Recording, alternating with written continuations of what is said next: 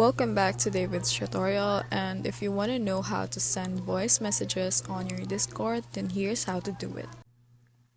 Hi everyone. So if you want to send a voice message on your Discord on your PC, is that as you can see there are no options for that. So you want to install a third-party app called Vencord. So with that, if this is your Vencord, then you want to install it. After that, you want to fully shut down your Discord on your PC. If you've opened it, then you want to close it. And then open Vencord and select the install Discord app to launch. After that is that you want to go to your Discord settings, scroll down the newly added Vencord section and click on plugins, which is this one right here.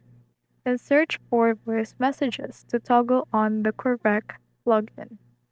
After that, you can now go back to the chat and click on the plus button so it will have a send voice message that will appear. Now you can successfully send voice message to whoever you want on your Discord.